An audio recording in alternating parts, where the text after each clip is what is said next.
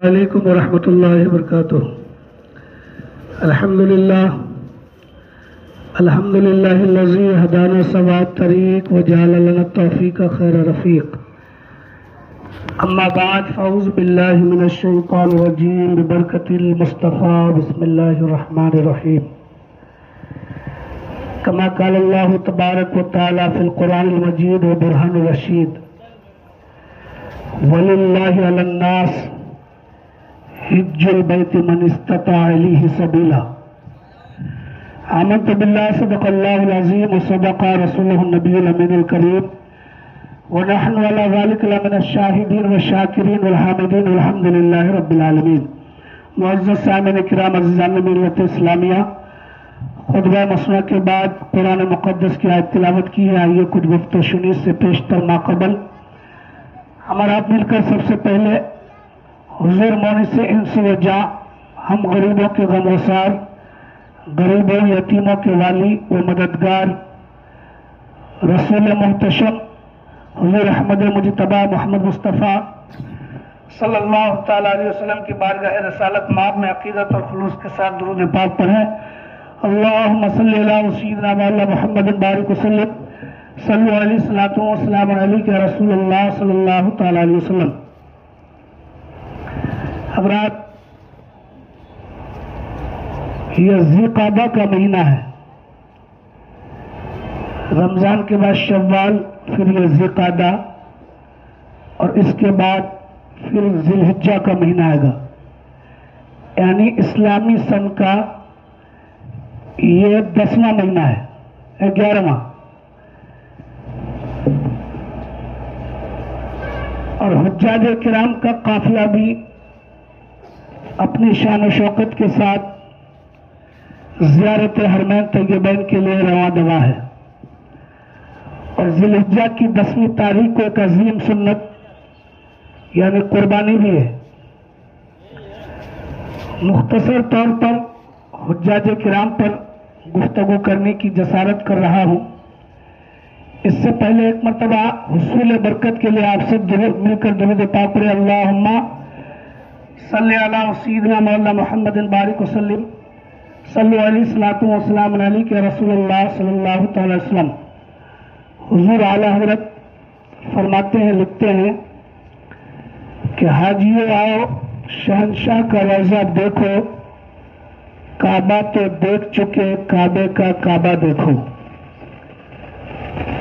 اور اعلیٰ حضرت لکھتے ہیں کہ جانب الہوش و خرد سب تو مدینے پہنچے، جانب الہوش و خرد سب تو مدینے پہنچے، تم نہیں چلتے رضا سارا تو سامان گیا، تم نہیں چلتے رضا سارا تو سامان گیا۔ اور حجر اسود کو نسبت ہے سرکار سے، حجر اسود کو نسبت ہے سرکار سے، ورنہ پتھر کو یوں چومتا کون ہے۔ حجر اسود کو نسبت ہے سرکار سے، ورنہ پتھر کو یوں چومتا کون ہے۔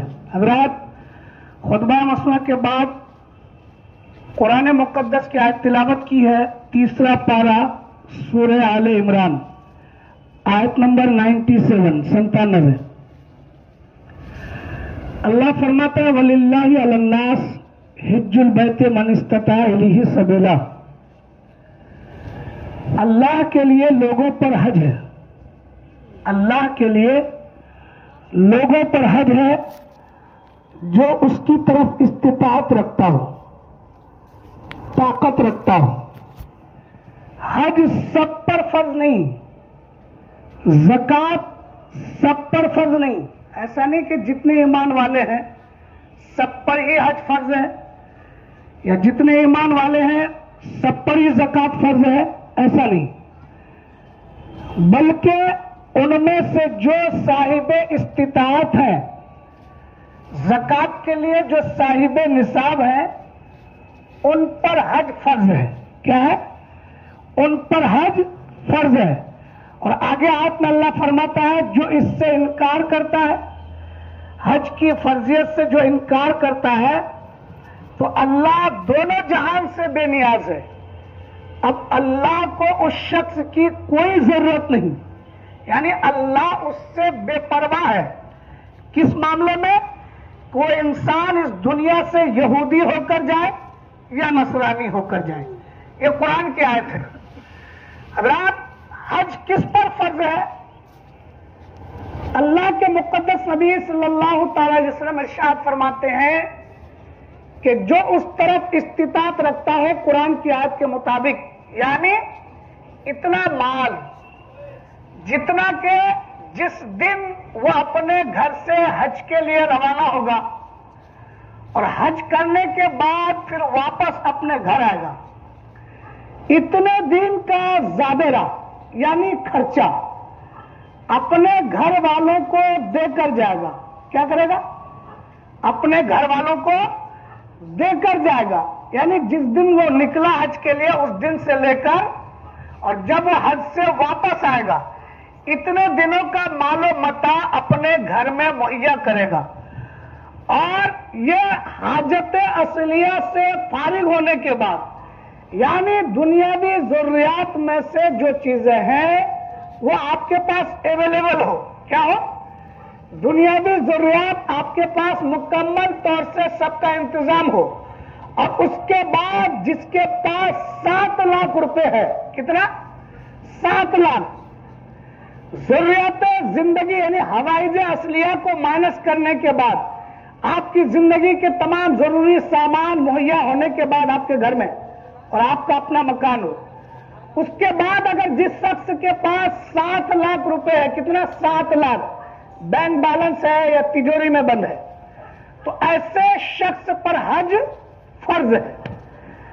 حج ہر انسان پر فرض نہیں، ہر کلمہ پڑھنے والے پر فرض نہیں، اسی پر فرض ہے جو اس کی استطاعت رکھتا ہو، یعنی جتنا سفر کے لیے جس دن وہ اپنے گھر سے نکلے گا اور بیت الحرام یعنی کعبے تک پہنچنے کی سواری کا بھی انتظام ہو، اور اس سفر میں جو ان کا زادرہ یعنی کھانے پینے کا خرچ ہوگا وہ بھی اس کے پاس ہو، اور حج بیت اللہ وہاں جتنے دن رہیں گے وہ اس کا بھی خرچ اس کے پاس ہو، اور پھر وہاں سے جب واپس آئیں گے اتنا خرچ ہو۔ صلی اللہ وسیمنا مولانا محمد بارک وسلم صلی اللہ علیہ الصلوۃ والسلام علیہ کے رسول اللہ صلی اللہ علیہ وسلم۔ تو حج اسی انسان پر فرض ہے جس کے پاس 7 لاکھ روپے کا بیلنس ہو، اور جتنے دن وہ حج کے ایام یعنی کعبہ معظمہ میں رہیں گے ان کا خرچہ، جانے آنے کا خرچہ، سواری کا خرچہ ان کے پاس موجود ہو،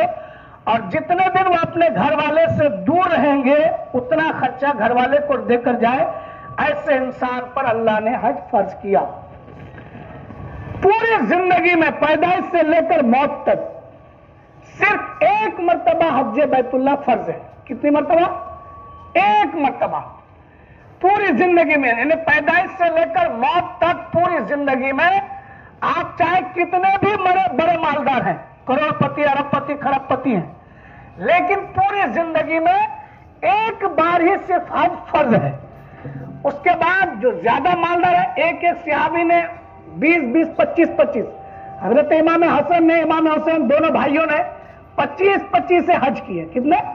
25 حج کیے ہیں۔ ایک کے علاوہ جتنا بھی حج کریں گے وہ آپ کا حج نفل ہوگا۔ کیا ہوگا؟ حج نفل ہوگا، جن کی مقدار 5 سال، یعنی ہر 5 سال پر آپ حج نفل ادا کر سکتے ہیں۔ لیکن حج نفل ادا کرنے سے بہتر یہ ہے، اچھا یہ ہے کہ آپ ان پیسوں سے حج بدل کرائیں۔ مثلا آپ کے والد صاحب کے نام، آپ کی ماں کا نام، مطلب ماں کمزور ہے، باپ کمزور ہے، حج کو جا نہیں سکتا ہے نا، تو ان کے بدلے میں کسی کو آپ بھیج سکتے ہیں، شریعت نے اجازت دی ہے نا۔ اس میں 3 شخص کی بخشش و مغفرت ہوتی ہے۔ کس میں؟ حج بیت اللہ، حج بدل میں۔ ایک وہ جو حج کے لیے جاتا ہے، دوسرا وہ جو حج کراتا ہے، تیسرا وہ جس کے لیے حج کرا رہا ہے۔ مثلا آپ اپنی ماں کے نام سے حج کرا رہے ہو تو آپ کی ماں کی بھی بخشش و مغفرت، آپ کرا رہے ہو آپ کی بھی بخشش و مغفرت، اور آپ جس کو بھیج رہے ہو ان کی بھی بخشش و مغفرت۔ حج بدل سے 3 آدمی کی بخشش و مغفرت حتمی ہے، یعنی دائمی ہے۔ حج بدل کرنے سے 3 آدمی کی بخشش و مغفرت۔ اور سرکار فرماتے ہیں جو شخص حج کرتا ہے نا، وہ حج کے سے آنے کے بعد ایسا ہی ہو جاتا ہے جیسے ابھی اس وقت دنیا میں اپنے ماں کے شکم سے باہر آیا۔ سبحان اللہ۔ یعنی حج کرنے سے ماقبل، حج کرنے سے ماقبل پہلے جو ان سے گناہوں کا صدور ہوا ہے، وہ سارے گناہ اللہ تبارک و تعالیٰ اس کا معاف فرما دیتا ہے۔ سبحان اللہ۔ سوائے فرضیت کے، سوائے فرضیت کے۔ محلے کا اجتماع کیا ہے؟ 5 وقتہ نماز۔ علاقے کی اجتماع کیا ہے؟ جمعہ۔ شہر کا اجتماع کیا ہے؟ عیدین۔ اور عالمی اجتماع کیا ہے؟ حج بیت اللہ۔ سبحان اللہ۔ کیا؟ حج ایک عالمی اجتماع ہے، یعنی پوری دنیا کا۔ اور جس شخص کی نظر مکہ معظمہ پہنچنے کے بعد جو ہی حاجی کی نظر، ابھی ارکان حج ادا کیا نہیں، پہنچتے ہی جس کی نظر کعبۃ اللہ میں پڑی، اللہ کے رسول فرماتے اللہ اس کی بخشش و مغفرت فرما دیتا ہے۔ کیا کرتا ہے؟ ایک حاجی 400 آدمیوں کی شفاعت کرے گا۔ اللہ اکبر۔ کتنا؟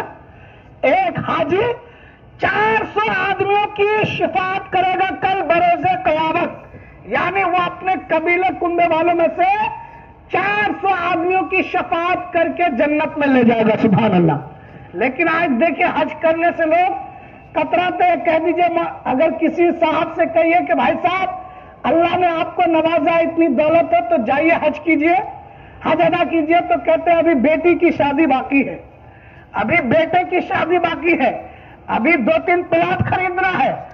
اللہ کے رسول فرماتے ہیں جس دن تم اس پر استطاعت رکھتے ہو فوراً حج کو ادا کر لو، نہ جانے کل کون سا معاملہ تمہارے سامنے آ جائے۔ سبحان اللہ۔ کیا؟ اللہ کے رسول فرماتے ہیں استطاعت ہونے کے بعد فوراً حج کی ادائیگی کرو، تاکہ، اور اعلیٰ حضرت فرماتے ہیں اس لیے کرو کہ اگر اس فرضیت کو ادا کرنے سے رہ گئے تم اور تمہارا انتقال ہو گیا تو کل بروز قیامت اس فرضیت کے بارے میں سے پوچھا جائے گا۔ اللہ۔ تو اعلیٰ حضرت فرماتے ہیں کہ مرنے سے پہلے اس فرض کو ادا کر دے۔ سبحان اللہ۔ کیا؟ فرض سے سبکدوش ہو جاؤ۔ اللہ کے مقدس نبی صلی اللہ تعالی علیہ وسلم نے حج کے بارے میں بہت ساری حدیثیں بیان کی ہیں۔ اور سنو، ارکان اسلام، یعنی اسلام میں جتنی بھی عبادتیں ہیں، نماز، روزہ، حج، زکات، صدقہ وغیرہ وغیرہ، ان تمام چیزوں کا مقصد واحد صرف یہ ہے۔ کیا؟ ان تمام چیزوں کے کرنے کا مقصد صرف یہ ہے کہ اللہ اور اس کے رسول کی رضا۔ سبحان اللہ۔ کیا؟ اللہ اس کے رسول کی رضا۔ اگر انسان حج اس لیے کرتا ہے کہ مجھے کوئی حاجی کہے، نماز اس لیے پڑھتا ہے کہ کوئی مجھے نمازی کہے، جہاد اس لیے کرتا ہے کہ کوئی مجھے غازی کہے، تو یہ عبادتیں ان کی رعایت چلی جائے گی۔ عبادت کا مقصد صرف یہی ہے کہ اللہ کی رضا ہمیں حاصل ہو جائے۔ تو حج اس لیے کرتے ہیں کہ اللہ ہم سے راضی ہو جائے۔ ہر عبادت کا مقصد یہی ہے، چاہے وہ نماز ہو، روزہ ہو، حج ہو، زکات ہو، صدقات ہو، خیرات ہو، ہر نیکی کا مقصد یہ ہے کہ اللہ کی رضا، اللہ کی رضا، ریاکاری نہ ہو، دکھاوا نہ ہو۔ اور اسلام ان باتوں سے نہیں روکتا۔ آج ہمارے سماج میں یہ بات عام ہے کہ ہماری بیٹیوں کی شادیاں باقی ہے، بیٹوں کی شادیاں باقی ہے، دنیاوی ضروریات باقی ہے، تو میں کیسے حج کے لیے جا سکتا؟ اور اللہ کے رسول فرماتے ہیں جب تم اس طرف استطاعت رکھو تو فوراً اس فرضیت کو ادا کرو، اس سے سبکدوش ہو جاؤ، تاکہ کل میدان محشر میں تمہاری گرفت نہ ہو، تمہاری پکڑ نہ ہو۔ درود پاک پڑھیں تو آگے لے کر چلو۔ اللہم صلی علی سیدنا مولانا محمد بارک وسلم، صلو علیہ الصلوۃ والسلام علیہ رسول اللہ صلی اللہ تعالی علیہ وسلم۔ انسان کعبۃ اللہ میں جا کر حج کرتا ہے، وہ پیسے والوں کا حج ہے، جن کے پاس استطاعت ہو، جس کے پاس اتنا مال ہو وہ جا کر کعبہ شریف میں حج کرتا ہے، لیکن اللہ کے مقدس نبی صلی اللہ تعالی وسلم کے پاس صحابی نے فرمایا یا رسول اللہ ہم غریبوں کا حج کیا ہے؟ کیا ہم غریبوں کا حج کیا ہے؟ اے لوگوں سنو، کثرت سے نماز چھوڑنے والا سنو، اللہ کے مقدس نبی صلی اللہ تعالی علیہ وسلم فرماتے تم غریبوں کا حج یہ ہے کہ نماز فجر کے بعد، کس کے بعد؟ مسجد میں آئے اور نماز فجر ادا کی، اور نماز فجر ادا کرنے کے بعد مسجد میں ہی تم بیٹھے رہے۔ کیا کیے؟ مسجد میں ہی تم بیٹھے رہے اور کچھ تلاوتیں کر لی، کچھ ذکر و اذکار کر لیا، تسبیح و تحلیل کر لی۔ سورج کی کرنیں چمکنے سے ماقبل، سورج نکلنے سے پہلے تم نے قرآن کی تلاوت کی، تسبیح و تحلیل پڑھا، اللہ اس کے رسول کی حمد و ثنا بیان کی، ان کی تعریف و توصیف کی۔ کب؟ نماز فجر کے بعد۔ اس کے بعد سورج کی کرنیں چمکنے سے پہلے تم نے 2 رکعت نماز اور پڑھ لی۔ کیا کہا؟ 2 رکعت نماز اور پڑھ لی۔ ہم کیا کرتے ہیں؟ نماز فجر پڑھنے کے بعد فوراً اپنے گھر کو روانہ ہو جاتے ہیں، کچھ لوگ ہیں بیٹھ کر تلاوت کرتے ہیں۔ تو نماز فجر کے بعد تم نے یہ کام کیے، یعنی قرآن کی تلاوت کی اور مسجد میں ہی بیٹھے رہے، اور سورج نکلنے سے پہلے پھر تم نے 2 رکعت نماز، 2 گانے کی نماز ادا کر لی۔ اللہ کے رسول فرماتے ہیں اس کے نامہ اعمال میں بھی حج مقبول کا ثواب لکھا جائے گا۔ سبحان اللہ۔ تو یہ لوگوں تم غریبوں کا حج یہ ہے، اور نبی کا اختیار دیکھو۔ جو لوگ کہتے ہیں کہ نبی اور علی کسی چیز کا مالک و مختار نہیں، درود پاک پڑھے تو آپ کی مختاری ثابت کرو، درود پاک اللہم صلی اللہ وسیدنا مولانا محمد بارک وسلم صلی اللہ علیہ وسلم والسلام علیہ صلی اللہ تعالی علیہ وسلم۔ اللہ کے مقدس نبی صلی اللہ تعالی علیہ وسلم صحابہ کے انجمن میں تشریف فرما ہے۔ ایک صحابی پوچھتے یا رسول اللہ صلی اللہ تعالی علیہ وسلم، یعنی جب اللہ کے نبی نے ان صحابیوں سے کہا کہ صحابیوں حج کرو، کس چیز کا حکم دیا؟ کہ حج کرو، تو ایک صحابی کھڑے، اس نے کہا یا رسول اللہ کیا ہر سال حج کرے؟ کیا؟ اس صحابی نے پوچھا یا رسول اللہ کیا ہر سال حج کرے؟ تو اللہ کے نبی نے سکوت فرمایا، یعنی آپ نے کوئی جواب نہیں دیا۔ پھر دوسری بار اس نے کہا کہ یا رسول اللہ کیا ہر سال ہم پر حج فرض ہے؟ پھر اللہ کے نبی صلی اللہ تعالی وسلم نے کوئی جواب نہ دیا۔ پھر تیسری بار اس صحابی کہتا یا رسول اللہ کیا ہر سال حج فرض ہے؟ تو اللہ کے نبی صلی اللہ علیہ وسلم نے پھر بھی جواب نہ دیا، آپ نے توقف فرمایا، تھوڑی دیر آپ ٹھہرے، توقف فرمایا۔ اس کے بعد اس صحابی سے عرض کیا کہ صحابیوں سنو، اگر میں کہہ دوں تو تم پر واجب ہو جائے، سبحان اللہ، کیا میں کہہ دوں تو تم پر ہر سال واجب ہو جائے اور تم اس کی استطاعت نہیں رکھتے، اور بچو کثرت سوال سے، کیونکہ اگلے انبیاء کی امت اپنے نبیوں کی بات نہیں مانی اور کثرت سوال سے اللہ نے ان کی امت کو ہلاک کیا، اس لیے تم کثرت سوال سے بچو۔ اور مصطفیٰ اگر کہہ دے کہ ہر سال حج فرض ہے تو اللہ رب العزت کے ذات کی عزت کی قسم تم پر ہر سال حج فرض ہو جائے گا، ہر سال حج فرض ہو جائے گا۔ وما آتاکم الرسول وما نہاکم عنہ، میرا نبی جس چیز کو کہہ دے وہی تو دین ہے، سبحان اللہ۔ میرا نبی اپنی زبان سے جو کہہ دے وہی تو دین ہے، میرا نبی جو اپنے جسم سے حرکات و سکنات کر دے وہی تو دین ہے، نبی کا فرمان ہی دین ہے۔ نبی کو اختیار تھا کہ اگر نبی کہہ دیتے تو ہر سال امت پر حج فرض ہو جاتا، ہر سال حج فرض ہوتا، یہ نبی کا اختیار ہے۔ اللہ کے رسول فرماتے ہیں جتنا قرآن کا علم، یعنی اللہ تبارک و تعالیٰ نے پورے مکمل قرآن کا نزول مجھ پر کیا، کیا کیا؟ پورے قرآن کا نزول مجھ پر کیا، اور اس سے کہیں زیادہ علم اللہ تبارک و تعالیٰ نے میرے سینے میں انڈیل دیا، یعنی قرآن کا بھی علم اور قرآن کے علاوہ بھی اللہ نے اپنے محبوب کو اتنا علم دیا، اور یہ اختیار دیا نبی جس چیز کو چاہتے حلال کر دیتے، جس چیز کو چاہتے حرام فرما دیتے، جس چیز کو چاہتے آپ حلال فرما دیتے اور جس چیز کو چاہتے حرام فرما دیتے، یہ میرے نبی کا اختیار ہے۔ تو نبی نے اس صحابی سے کہا اے صحابی سن، اگر میں کہہ دوں تو تم پر ہر سال حج فرض ہو جائے گا اور تم اس کی استطاعت نہیں رکھتے ہو، تم اس کی استطاعت نہیں رکھتے ہو۔ درود پاک پر اللہم صلی علی سیدنا محمد وسلم. حضرات 25 منٹ ہو چکا ہے، انشاءاللہ زندگی نے وفا کی تو پھر اسی موضوع پر آئندہ جمعہ گفتگو کرنے کی ہمت کروں گا. وآخر دعوانا ان الحمدللہ رب العالمین. 25 منٹ ہو چکے ہیں، 5 منٹ میں آپ حضرات سن